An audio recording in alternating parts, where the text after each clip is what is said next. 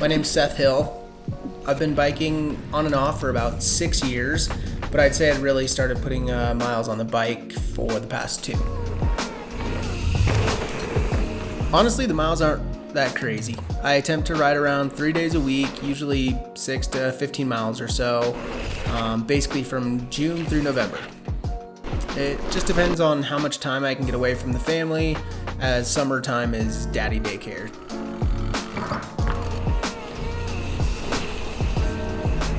I mean, snowboarding is still my first love, and then it used to be skating in the summer, but it really just comes down to time.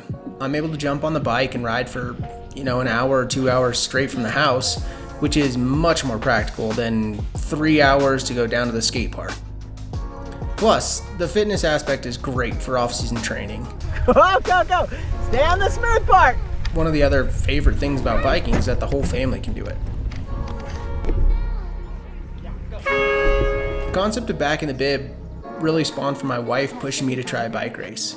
Basically, as soon as I got on the bike, immediately, training for a race put me back into the competitive mindset, and I got fixated. So my entire growing up and into my adulthood was all based around competitive snowboarding. I competed, lettered, went on to win slopestyle, halfpipe, border cross for the Oregon State High School snowboarding, then competed and won overall for nationals, and finally moved on to compete professionally out of college, claiming Snowboarder Mag Superpark Standout,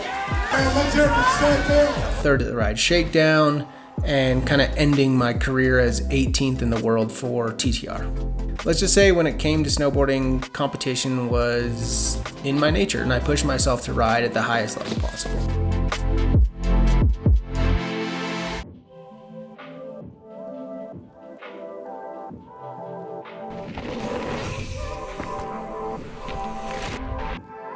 Fast forward to 2023, and my wife decided she wanted to run a marathon.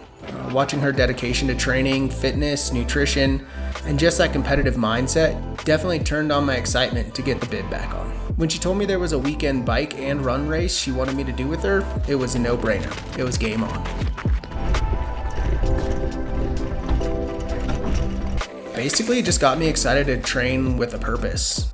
And suddenly, 15 years later, I can't stop thinking about how to ride the best possible and compete on the bike.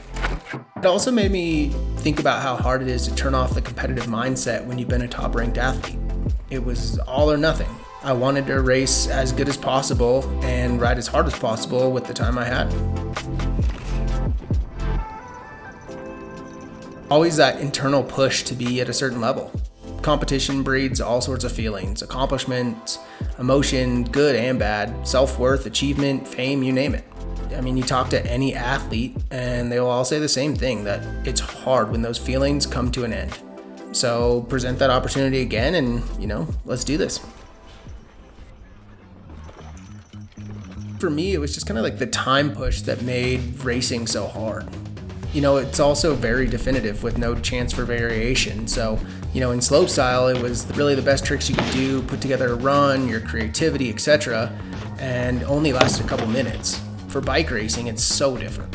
It's 100% based on you, no judges, no subjectivity, just yourself and how hard you're willing to train and push yourself. And on top of that, how long you're willing to push yourself. For slopestyle, a couple minute run, and for biking, a minimum of a couple hours. Honestly, I think training, there's a lot of similarity there. They really complement each other. Both are definitely leg sports, so snowboarding for biking doesn't hurt, and biking for snowboarding is perfect. I think for biking, the hard part, again, is just the time for training.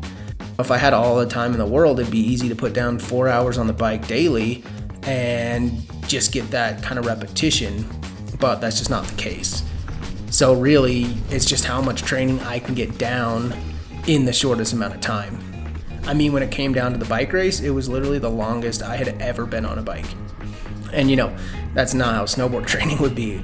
Slopestyle, I've done those tricks tons of different times on tons of different features. But for the event, the challenges were really about the conditions, the competitors, and being able to do things the best possible. The bike race was awesome. Honestly, it motivated me to work hard, learn more about biking. Part of the project is learning how to do some maintenance on my own bike. My FSA rotors didn't come in time, so I just put those babies on. Stepping up to the 180s, a little extra stopping power. And, add a whole nother activity to my repertoire.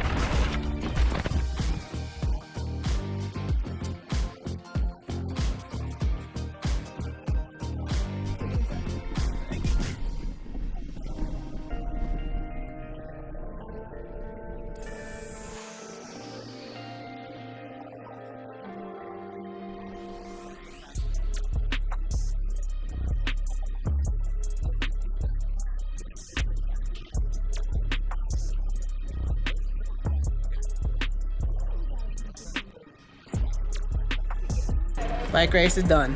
I dislocated my finger, so I had to add the second half dislocated finger. I'm very slow on the uphills, but fast on the downhills. Oh yeah, what I got? I beat my goal, which was 3 hours. Beat it by 5 minutes, so I'll take it. All in all, a success. Excited for the wifey tomorrow. Whew. Hey, how'd I do? Amazing. Dramatically amazing. What do you think about me racing for my first time? It's great. I think it's good for you.